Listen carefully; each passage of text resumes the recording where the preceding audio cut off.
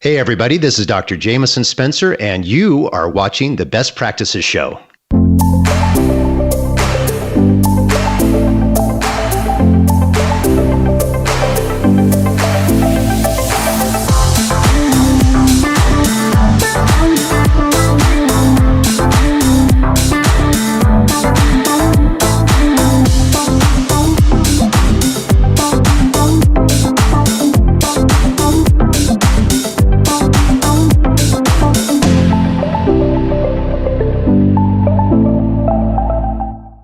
Hey guys, thanks for watching the Best Practices Show, where we take a look at the best business practices from the best dental practices all over the world. And if you've been sleeping under a rock or you're not paying attention, you don't know about what's going on, one of the hottest trends in dentistry called Airway. It is super big and very important in all of our conversations now. And it's an important part of the role in creating a great practice in the future. And I have one of the worldwide experts on today, Dr. Jamison Spencer, and he's going to be talking about how you can do this, where to get started in Airway without going to prison. So we're going to keep you hanging on that one because he's got some good insight. Now, a couple show notes before we get started. As you're watching the show, if you have questions about this, add them to the feed below, and we'll ask Jamison to get back to you specifically. He's got a great study club, some other things that you're going to want to take advantage of. So please ask questions and stay engaged in the dialogue. Also, we get feedback from team members all over the country. Dentists do a lot of education, but they don't do it with their teams. If you're watching this, you find this is valuable, share this with your team, get them involved in the conversation because they're going to be a valuable part of creating value for your patients and recognizing some of the things that we're going to be talking about today. So, and also if you enjoyed today, just do us a favor, hit the share button, share with your friends. Now, our guest today, Dr. Jamison Spencer. Now, Jamison, I told you this before we got on. You know, I've heard about you. I've heard from other people about you. And then one of my team members who's just brilliant, she's like, you got to get him. He's awesome. Like, he's brilliant. I went, amazing. So if people are watching this or listening to this and they don't know who Dr. Jamison Spencer, let's start there. Tell us a little bit about who you are and where you practice, all that kind. Okay, well, I don't know about all that brilliant stuff, but I'm glad she had a good time seeing me at Chicago Midwinter. But I am a general dentist, but I do nothing that general dentists do because I came right out of dental school in 1998 into a TMD limited practice. I bought a TMJ practice right out of school, which clearly means I'm crazy. So that for most dentists watching or listening to this, that's all they need to know. They can just stop now because who in their right mind would do that? Tell them why, because what you're saying is brilliant. Because buying that, you can open up Pandora's box by buying something like that. Well, it was nuts. And I'm from Boise, Idaho. I was in school out in Illinois, and my wife and I had decided we wanted to go back to Boise. I sent letters out. This is, the internet was a thing, but it wasn't much of a thing in the 96, 97 time there. And so I sent letters, physical letters to every dentist over the age of 55 in Boise, just looking to buy a practice. I didn't want to be an associate. I didn't want to do anything like that. Back in the 90s, you could open a practice anywhere and be successful, pretty much. And especially in the Boise area, it was booming. It was a major boom town period. And so I was just going to open my own place unless I found a good opportunity. So I have various people reply. And then actually a month or two later, after I'd gotten my initial replies, I get this book and a letter from this guy named Dr. Mathis. And it's a book on TMJ problems. And he says in his letter, hey, I've got this practice limited to only treating TMJ problems. Probably you aren't interested, but just thought you might be. And there's a whole backstory to how that miracle happened. And it happens to be that his son and I went to high school together. I'd actually been to Dr. Mathis's house. Of course, he didn't remember me. How many of us would remember our kid's friend that came to the house once in their life or something like that?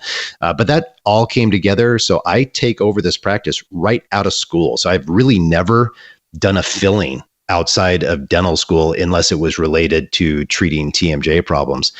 And then after a few years, it became a thing that we started treating sleep apnea with oral appliances.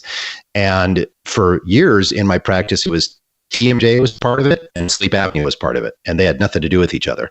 And they were kind of different parts of my practice. And then I got some different imaging things and did different stuff. And eventually it finally sunk in to me that you know what? These are like almost the same problem. And I realized that TMJ problems and sleep apnea couldn't be disconnected from each other. And that kind of changed the whole world for me. So now, fast forward, I've been in practice 21 years. I have a few different practices. The main practice is still in Boise. As I mentioned to you before, I live in Utah now. I was out in North Carolina helping a big group practice implement sleep and TMD, and then moved to Utah. We took over a practice that had been limited to TMD here in Salt Lake. I have a partner that runs that. I have a partner that runs my Boise practice. And now I mostly spend my time teaching dentists how to, frankly, not make all the mistakes that I did. I think that's our biggest goal as teachers, is to help people get on that path quicker, do right by people faster. And that's really my goal. So that's why I'm out speaking at ADA and Hinman and places like that. And then there's some other things that I do too, to kind of help people learn more about sleep and TMD. But that's my career, is 100% sleep and TMD from the get-go. Yeah, absolutely. And I love this topic because oftentimes, you're the expert in this arena, but people always ask me the question, I don't even know how I get started in it, or what's the business model around this? Like, how does it work? And then you've got another side of the industry that people are only looking at making money in it instead of helping patients. So, but before we do that, like, I always want to know this. We've seen these things of Airway coming our way, but give us the state of the union on Airway right now, because you see a lot of stuff. Like, if I'm a young dentist watching this, Jamison, I'm 32. Tell me what you're seeing on Airway in dentistry. Yeah, I think it's a major paradigm shift. And you've had a bunch of experts on your podcast, and people can search for those. And I saw, as I got on before doing a little prep here, that they can spend hours on your podcast alone listening to some of the world's experts in this area. And that is so exciting to me. As a matter of fact, some of the people that you have on your podcast, I remember coming to meetings that I was involved in back kind of in the TMD world and whatnot. And 10, 12 years ago, some of these folks, Airway was not even on their radar screen. Right. It was all about second molar interferences causing TMJ problems. And we were debating 15 years ago, we were debating CR and CO and muscle and versus joint position and all this stuff. And now, when do you go to a program and they talk about that? Even at Spear, and you've had a bunch of people on from Spear, and they do an incredible job. But I remember going there when I was invited to come in the first time, and they have this acronym, and it doesn't spell anything, so I can't ever remember what it is. But it's like takes you through how to evaluate a case. Mm-hmm. And at the end of this acronym, they had added A for Airway at the end of it. And I remember leaning to the person sitting next to me. I said, I'll bet you within a year that A's at the front. Mm-hmm. I bet it's the first letter. And they kind of like nodded and stuff. Sure enough. So in a place like that of the highest quality education, it really is inspiring to me, frankly, that instead of being dug in, instead of digging their heels in and saying, whoa, this is a bunch of bull crap, why don't we continue on with what we've been doing for the past 30 years? They've said, hey, you know what? Actually, maybe breathing is important. Maybe this is why some people clench or grind their teeth or thrust their jaw or contract their muscles or do these various things we've been blaming on parafunction and other things all these years. Maybe this actually makes more sense for some people, not for everybody, but for some people. And that's so cool to me. And also, dentists are, we're taught in dental school to be perfect, basically, right? There's very little room for anything other than perfection. And because of that, dentists often take the blame for everything going wrong, and a crown failing or a restoration failing or a tooth failing. And I think, frankly, Airway and understanding how this all works relieves the dentist of that pressure and that psychological guilt. Right. Because what does the brain care more about? Pretty front teeth, those new veneers staying cemented, or breathing or air? Mm-hmm. Well, right. I think it's pretty clear there. And as we communicate this to our patients, we say, hey, you know what? I can fix those front teeth that are worn down. but maybe we should think about why they get worn down in the first place. And the patient is like, no, I'm just forget that. I'm not going to go down that road. My buddy has a CPAP machine. He doesn't even use it or whatever. Yeah, I'm not even going down that road. Well, okay, I'll go ahead and fix those teeth for you. But I got to tell you, patient, what do you think your brain cares more about? If this really is related to your airway, pretty front teeth or breathing? And once the patient goes, well, probably breathing, kind of now we're off the hook. When they come back in and it's popped off on a Friday evening, we say, dude, I told you. I told you that this might happen. And instead of the patient being mad at us because we, our etching technique was poorly done or something. So it's a huge change in connecting periodontal disease and looking at orthodontics differently. And, with orthodontics, for example, and I know you've had a bunch of discussion on your podcast on this. For years, any orthodontist, not general dentists doing orthodontics, but actually orthodontists who did two-phase orthodontics where they would catch kids early and then treat them again when they got a little older. A lot of those orthodontists had a real problem because some of their peers thought they were just bilking people for money. They were just kind of ripping people off because, just wait till they're 12 and then take care of it. Wait till they're 11.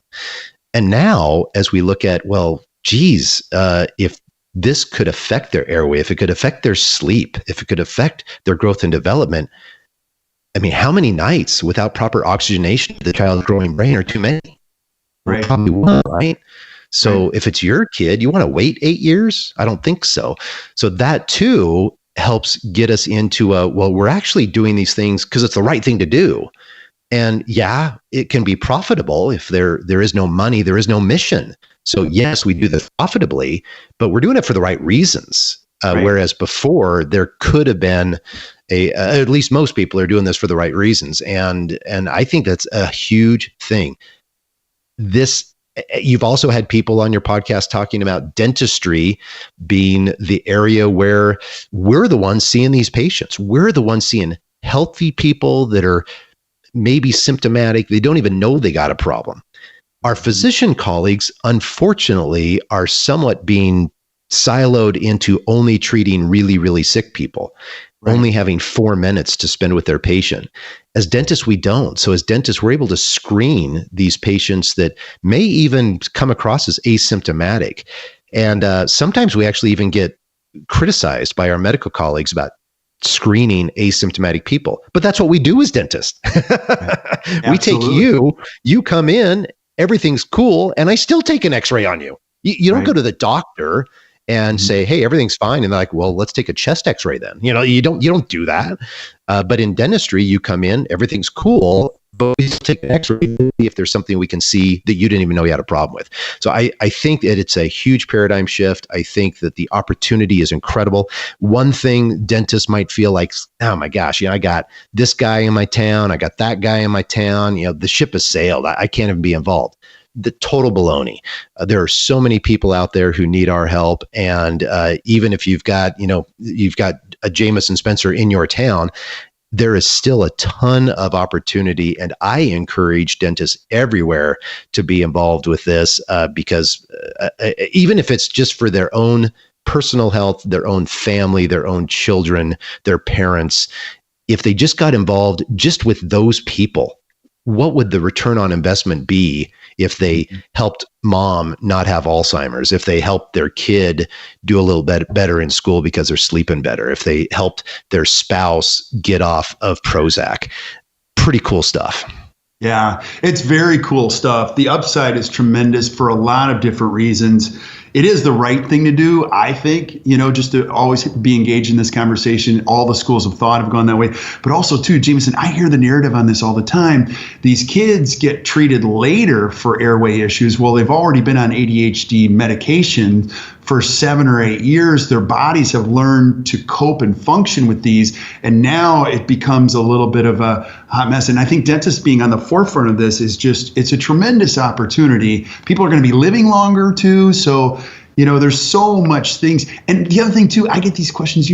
Dentists are looking for a way to differentiate themselves from every other dentist. What a great opportunity to slow it down and care more about patients. It's huge. So, absolutely. But But the question is, this is why I'm going to ask you, is like, okay, Jamison, where do I start? Okay, so I've taken a couple of courses. I mean, can you build a business model about this? And then I love what you said earlier about the downside. One of the fears that you have, can you talk about the fear that you mentioned before we went on? Is just your fear is that if this gets misused, this could go in a bad direction. Yeah, so we were talking a little bit offline there about the insurance thing, and anytime you got a gold rush, you got bunch of people going for the gold rush. And unfortunately, when there's gold rushes happen, there's some people that get rich and some people get killed, and most people get nothing. They get disappointed. And what is happening now is, while there are a lot of good people getting involved in this area, it's also drawing in some less good people and people with ulterior motives, and kind of claiming things like, hey, this is basically, you can work from the beach. You don't need to see patients. You just give them this piece of plastic and you're done. And you're going to make $1 bajillion, and you don't have to actually be a dentist anymore. You don't have to think. You just do this and you're done. That's a bad message. Now, that's only going to attract a few people. So frankly, anybody listening to your podcast now or watching this, that's not the market. However, they probably got that marketing. So they're being marketed to, but they're the ones that are like, no, that's BS. I want to learn. I want to do the right thing. I want to be good with my patients.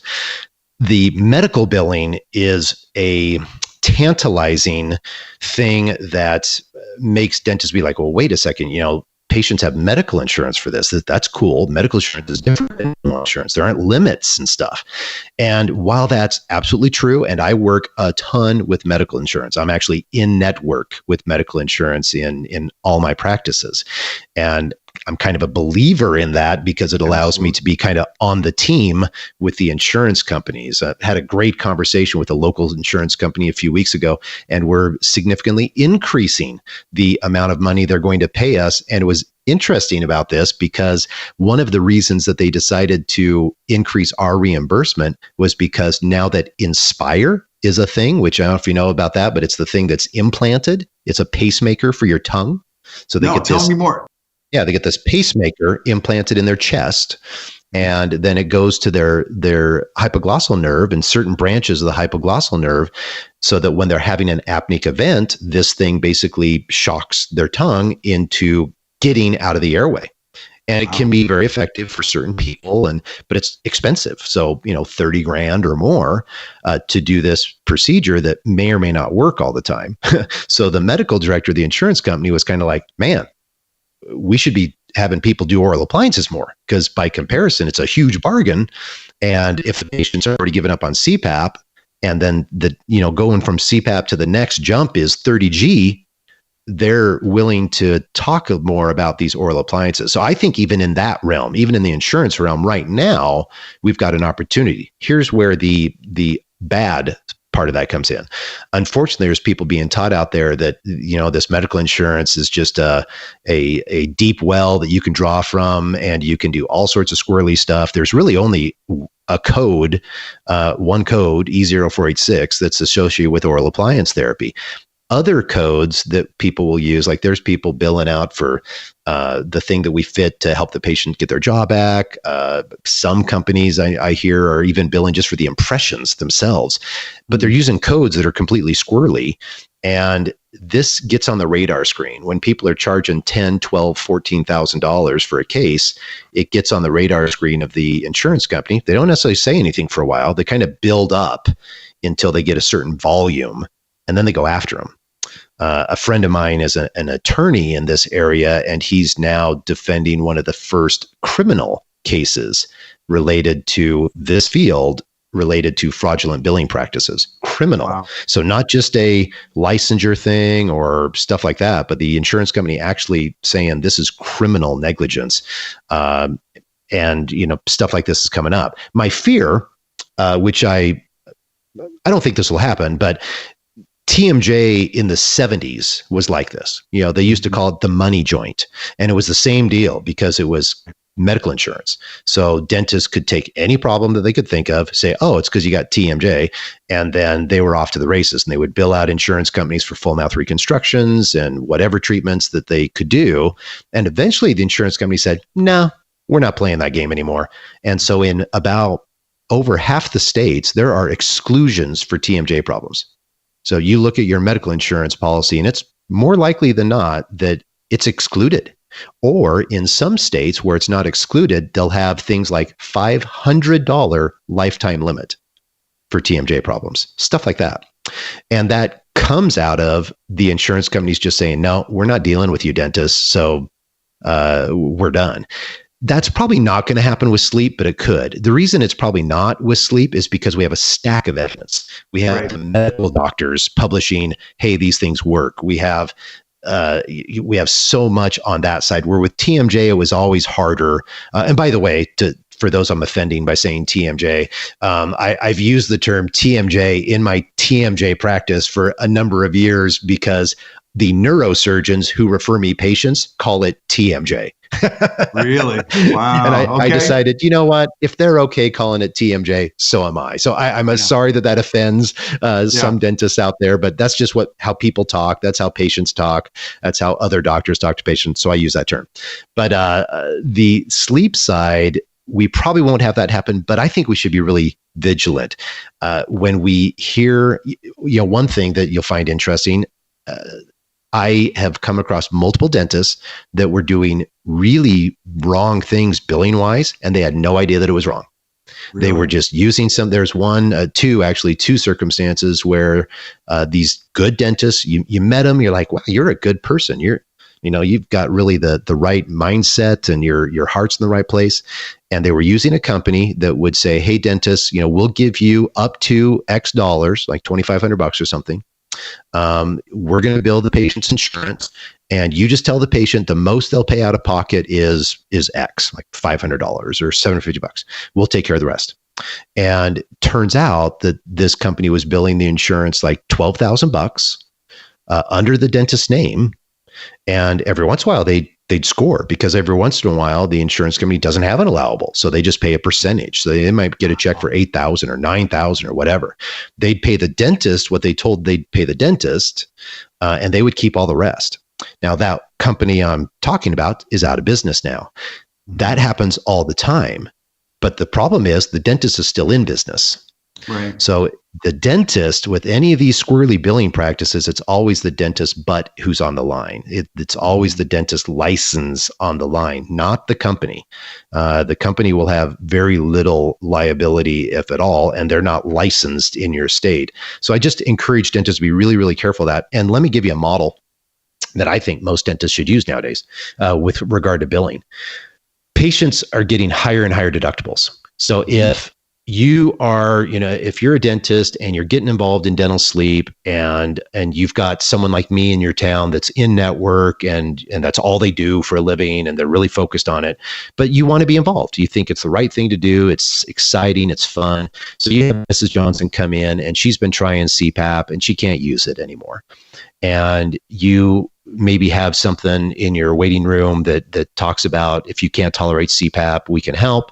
She says, hey, what's this about? You talk about oral appliance therapy. She's like, oh, that sounds great. And you say, okay, well, Mrs. Johnson, we got a couple of options here. We're going to get a prescription from your physician to fit you with an oral appliance. But you should know that sometimes medical insurance helps people with oral appliance therapy for their sleep apnea. Now, we don't work with your medical insurance. We're out of network with them. We don't work with that, but I sure care for you as a patient. I hope that we have a long-term relationship, that you continue seeing me for years and years. So I'd love to work with you. And our fee for this is X. But you know what? There's this other gal in town, and she does a great job, and she works with medical insurance. So if the most important thing for you is the cost, then I'd like you to go see her, because she's going to do a great job, and it's going to be lower cost for you. But on the other hand, if you'd like the convenience of staying here with us, and when you come in for your follow-up, we can make sure the appliance is working and all that kind of stuff. Our fee's pretty reasonable, and we could do it that way. What would you like to do, Mrs. Johnson? Mm-hmm. And that's it. That's the dialogue. And I'll bet you that more than half of the patients are going to say, well, no, I got a $5,000 deductible. Absolutely. I'm going to be paying out of pocket anyway. So why don't I just stay with you? And even if they don't, so many people are going to be like, well, I don't want to go somewhere else. I don't want to go across town. I want to go over there. I'll just stay with you. You're my dentist. I trust you. Let's get going. How much is it? Can we do a payment plan? Can we do care credit? I think, in my opinion, that's the smartest way to go instead of getting off in the weeds with all this medical billing baloney. And another thing too, I'm sure you talk about this on this podcast all the time, but with dentists finally realizing the math of, if I cut my fees by 10%, I just cut my profit by 30 or 40%, right? Right. Well, if you give a billing company 10%, you're doing the same thing. And I think sometimes that doesn't sink in. A lot of these billing companies charge 8 or 10% of the top. And dentists don't realize, like, okay, crap, I might not make anything on this case. Whereas if they just charged a reasonable fee, didn't deal with any of that crap at all, didn't deal with any of the medical insurance baloney, they would be way better off. So that's one of my kind of, now for those who want to, though, my wife wrote a book on billing, on medical billing for dental sleep medicine. We give it away for free. So if people go to my website, it's Jamison, Jamison, Spencer, SPENCER.com, JamisonSpencer.com. A little pop-up will come up, and it's a book on medical billing for dental sleep medicine. And there's a foreword in that book by me that goes over the landmines and the things that you want to be really careful of. So even people that are looking to work with a medical billing company, and there's some out there that are really good, I encourage them to get this book, have their office manager read it so that they know what they need to know. It's always scary, it's like working with a financial advisor and you have no freaking clue what they're doing. Yeah. That's a bad scenario. Yeah. Now that's a no-brainer, what you just said. That's brilliant. I mean, this is an incredible opportunity, and I'm shocked by the number of even high-level providers right now that don't embrace the medical billing. And the first is the initial, well, no, I don't want to get involved with the medical insurance thing because it's probably worse than dental insurance, but that's not true. People are getting the care that they need because if you can tell the story through the codes, the medical insurance is going to pay full fee. I hear stories all the time from periodontists and oral surgeons on very large cases from people that had no money. They were able to get it all done because you could show, it's the right thing to do, but it's a huge opportunity in dentistry. Yeah. And again, it's the doing it the right way is the key. Right. And there's definitely ways to do that. And, with medical insurance, especially with pre-authorizations and things like that, you can kind of do all that stuff in advance, make sure you're playing fair and that nothing's going to bite you back. Because that's one of the problems with medical insurance is, unlike dental, they pretty much have the bandwidth to lay their eyes on just about everything. Right. And we also don't have diagnosis codes in dentistry, so we only have treatment codes. In medicine, the way, I don't think most dentists understand this, but the way it works is the diagnosis code and the treatment code, they mesh in the computer. And if they mesh in the computer cuts a check based on in-network, out-of-network, whatever benefits, it just does it. It's only when there's an issue that stuff comes up to the fraud and abuse department. So unfortunately, like, I always get really nervous. I hate when companies go to a dental meeting, they're like showing cash checks, look at this, we got this much money for whatever. Yeah, maybe you did, but that doesn't mean that down the road, they're not going to come back and recoup it, which they can do. That's typically not a thing in dentistry where they're like coming back 3 years later and saying, hey, we want the money back on that crown that you did 3 years ago. We don't think you needed to do that. In medicine, they do that stuff all the time. Why? Because there's third-party companies that's their job. Yep. So they get this money. They only get paid by a percentage of what they claw back for the insurance company. So it's a little scary. So it's a different world. However, like I said, I'm in network with medical insurance. Well, why? Because it makes it a no-brainer for my patients. They have coverage. They're already paying. It's kind of funny. I have some older kids now. I have twin boys, and they're working in my office here in Salt Lake. And they are bemoaning the fact very strongly about how basically their entire check is going to medical insurance every month. Interesting. Now, our practice pays 75% of it, but just their 25% was really hitting them. And I was like, well, welcome to adulthood. So that's one of the things. We all got to have the freaking insurance. Why wouldn't you want that to apply whenever it can? So yeah, I'm a big advocate of people working with medical insurance and just doing it the right way. Yeah, absolutely. And let's go back to, like, I love what you said earlier. Sometimes if you're a young dentist and you know this is a very important subject with your patients, sometimes you just need some small victories. I'm guessing you're not suggesting just change your whole practice. Sometimes it just takes one courageous conversation here and there, and then you have a small victory and you help a patient and you go, wow, there's an opportunity here. And I love what you said before too. You said, this new way of Airway, it's really about thinking. It's a thinking man's sport. Like, explain that. Yeah. So, and actually that quote, the thinking man sport, that's from Jeff Okeson, who most of the listeners will know Jeff. They probably read his book in dental school on TMJ problems. And Jeff Okeson's a great guy. He's been educated in this area for a long, long time. And he has said for years, TMD is a thinking man sport. And what he means by that is where a lot of dentistry, it's about these. It's about your hands and how you can do these beautiful things that most dentists do. TMD is not so much. I almost never touch a splint. Even with the oral appliances we do for sleep, I'm usually not involved in that aspect. I have team members that do all of that, and they do a great job. My team members have, hopefully this doesn't come across as braggadocious, but I have a team member that's been with me 21 years. She has fit and adjusted more sleep apnea appliances than anyone on the planet. Guaranteed. That's awesome. That's awesome. Well, she's done for 21 years. And why would I be involved? So the thinking, on the other hand, that's what this is all about, is figuring out what's our step, how do we do this, what do we need to do first, how do we navigate it, how do we help the patient through this multidisciplinary field, things like that. It's really about thinking. And so the dentists get involved. Yeah, I think they make this part of their general practice. And like you mentioned, they take a few courses. There's some good, a few university-based courses. That's a bit of a leap, though. It's funny. Right before we got on the podcast, I got a text message from a sleep doctor I work with, and she said, "Hey, my daughter is a dentist out in New York, and she's looking to get involved with this. And she was looking at this one program. It's $9,000, and is there anything that might be somewhere in between that?" So you got like these weekend courses, and then you got like a 10G course.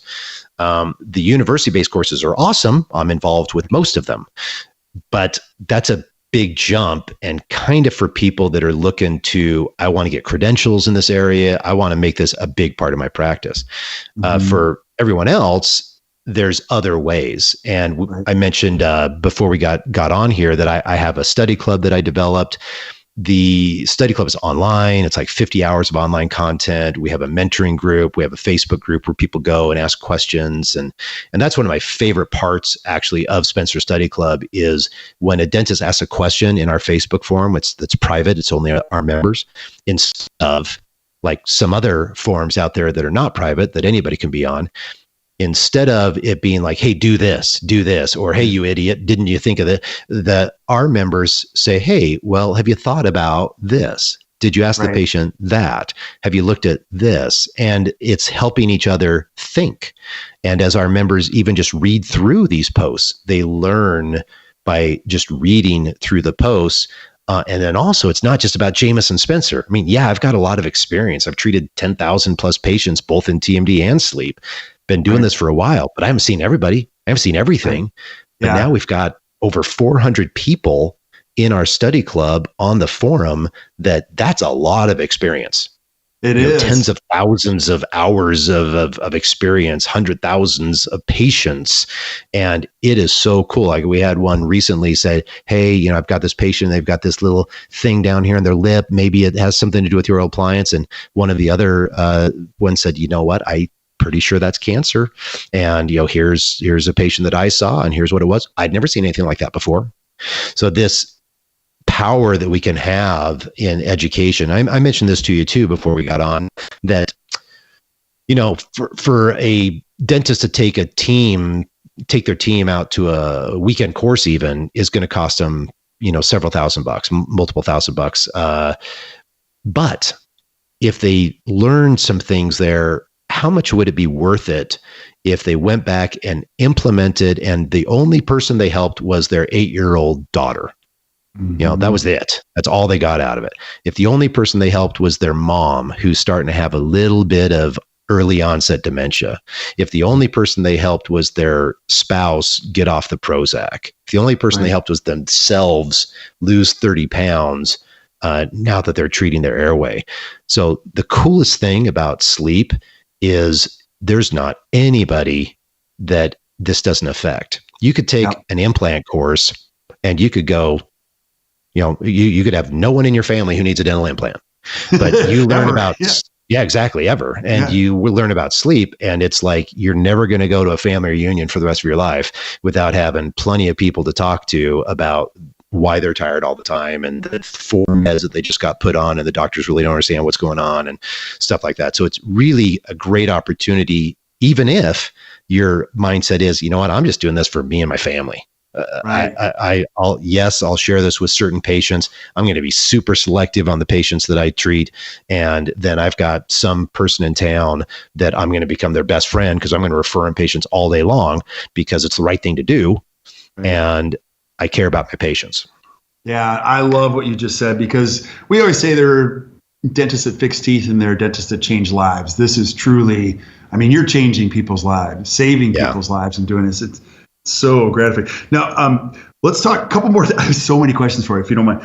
Like a couple more things, upsides, things that you want to consider, and also give us the pitfalls. What pitfalls am I going to see as I get into this if I'm a young dentist, as I look forward? So the upsides, again, are connecting everything you're doing in dentistry with this bigger medical underlying thing, and that connects everything from periodontal disease to attrition to bruxism to whatever. So it all kind of intermingles. The downside, frankly, is team related, probably first and foremost, because dentists tend to get in this area and they hear someone like me at a conference and they get super stoked and they go back and they want to do this. And the first day they're talking to 5 or 6 patients, because I always tell dentists, I'm like, hey, heads up, you're going to go back to work on Monday and every patient in your practice has sleep apnea. And you're like, what the freak? And the problem, though, is that happens and the dentist is having all these long conversations. Right. And you've got 2 or 3 hygienists sitting at the door, tapping their toe, saying, what is going on, dude? And by day 2, the staff all want a mutiny because the doctor is running behind 2 hours in the schedule. Right. So it's really the one of the pitfalls is just not being prepared for the bandwidth that's going to be required to actually help these patients, and having the systems in place of like, how are we going to do this? How are we going to have a brief conversation and maybe get them back for a more comprehensive thing later? How are we going to really do that in our practice? And when that comes about, how am I going to train my team? So we mentioned these other courses and stuff, but the team training stuff is minimal. There's not a lot of it out there. So that's one of the pitfalls too, is you get all excited about it. But I mentioned myself, I typically am not the ones fitting appliance, adjusting appliances, seeing the patient on follow-up for the comfort issues and things like that. I'm the one just making the thinking decisions. Mm-hmm. So my practice, if you came and visited my practice, it would look more like an orthodontist practice than a general dental practice, because I got this big team and they're doing a bunch of stuff. And sometimes like I'll have people come and shadow in my practice and they almost get antsy because they're real dentists, not like me. And we're sitting in the office talking like I'm talking to you right now. And after a while, they're kind of like, don't you need to go see somebody? And I'm like, oh, we got 4 people here being seen at the same time. And I need to go and I'll chat with them and see how they're doing and whatnot. But it's totally different. Right. If you're a general dentist and you're trying to move that totally different thing into your practice, that can be a real problem. Yeah, that's awesome. Such great advice. So now, for the benefit of people that are just listening on iTunes and maybe not watching this, Jamison, how can we get involved with your study club? I know you have several hundred dentists on there. What a powerful way to learn collectively. How can I find it? How does it work? Where do I go? Yeah. Yeah, thank you. So yeah, I'm really excited. We're up to about 600 members of the study club now. It's called Spencer Study Club. And the reason I developed Spencer Study Club is, as I mentioned, I've been involved with university-based courses for about 12 years now. And what was really hurting me was I would have dentists take these involved courses. It's a lot of time out of the office, a lot of time away from their family, expensive. And I'd see them a year or two later and talk to them. They'd come up to me and say hi or something. I'd be like, hey, how's it going? And they'd be like, yeah, I'm really not doing much, really not implementing it. And I realized, there's this big gap between education. So, people say knowledge is power, and knowledge is for sure not power. Mm-hmm. Implementation is power. Absolutely. So I had to create something to help people implement their knowledge and to have knowledge there too. So what we created was this online thing, and also we have hands-on events and things like that. And I mentioned the staff training too. That's one of the coolest parts about this is at no additional charge, the member is able to use this to have their staff trained. The staff get their own login. They're able to track it. I have some of our members that have this on like in their break room on their TV. It's just like playing all the time. It's kind of fun because I'll come to somebody's office and I'm treated like I'm a rock star or a movie star or something because they're like, I know you, I've seen you, I've spent so much time with you, and it's kind of fun. So how they would learn about that, if they go to spencerstudyclub.com, they'll find out that enrollment is closed. We only have open enrollment a couple times a year, and it's more likely than not closed. But if they just say, send me an email and put in the subject line or something like best practices show, or just in the email, they can say, hey, heard you on best practices show. And you mentioned that I could join the study club outside of open enrollment. I can then send them information, send them some videos they can watch to see if it's right for them. My email is Jamison, Jamison @jamisonspencer.com. So that's my personal email. They send that directly to me. And then again, I can answer any questions they have and go from there. It's not a free study club. Frankly, I'm trying to only attract people that are serious. I'm trying to attract the get rich quick crowd. I'm trying to attract the people that are like, hey, I really want to do this for all the right reasons. I want to make this part of my practice. Some of our members make it their entire practice. I think almost every dental sleep medicine limited person in the country who has taken over someone's limited practice is a member of our study club. We have a ton of diplomates in our study club, but then we have a bunch of beginners too. And that's the cool thing about it is we have these people working at all sorts of levels. We have a bunch of specialists in our study club. They're all working at different levels, but really enjoying the aspect of, like you said, changing lives, helping people in their practice in a way they hadn't done before. Yeah, thank you for offering. So check it out. Don't even hesitate. Go to spencerstudyclub.com, get involved, and be involved in the conversation. That's a lot of people, Jamison, and it's so great that you're doing that. It is very different than a course.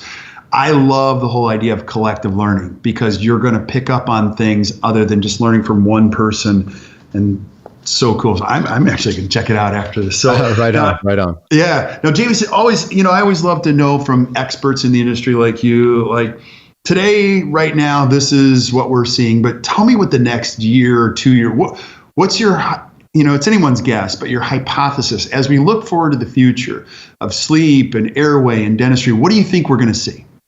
So again, I could not be more optimistic on where this is all headed. You brought up ADHD and kids and stuff like that. And dentists, we are just perfectly positioned to be catching these things when no one else knew what was going on, and to catch these things early in young people and in adults too, just to catch things that, again, nobody would have picked up. Our physician colleagues, they just don't have enough time with their patients, and they're only looking for fat old men.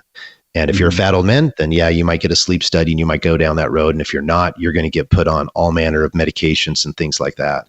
So I think the future is super bright for dentistry, and we have some technology stuff that's happening at the same time, which I think is going to make treatment much less expensive, which is cool. So imagine, if you will, if you were able to print your appliance in office. And the patient's able to like, hey, we're going to scan your teeth. Why don't you go get some lunch and we're going to fit you this afternoon? Yeah. It will change the world on that because, again, we will be able to, frankly, charge less, but have higher profit margins. Right. That will keep us in the world here of working with insurance. As things become more expensive, we will be able to do that. And as people have higher and higher deductibles and insurance becomes not even a factor anymore, then we'll have a treatment plan that doesn't cost people thousands and thousands and thousands of dollars. So I'm really excited about that and how fast we can treat people and how well we can treat people with oral appliance therapy. And again, how we can help people maybe theoretically never need oral appliance therapy, never need a CPAP because we've helped them earlier on in the progression here of this potential problem. It changes our focus from being tooth carpenters, if you will, to being healthcare physicians, where we're really involved in the health and wellness and longevity and vitality of our patients. I think most dentists became dentists because that's what they wanted. They wanted to be involved in health in that way, but they also wanted a reasonable lifestyle. Right. They didn't want to be at call all the time. They didn't want to work for a hospital. They didn't want to work basically for the insurance company, so to speak. So this is pretty exciting that we can still have the lifestyle of a dentist. We don't have to be married to insurance companies and stuff like that. We don't have to be married to huge groups. We don't have to work for a DSO if we don't want to.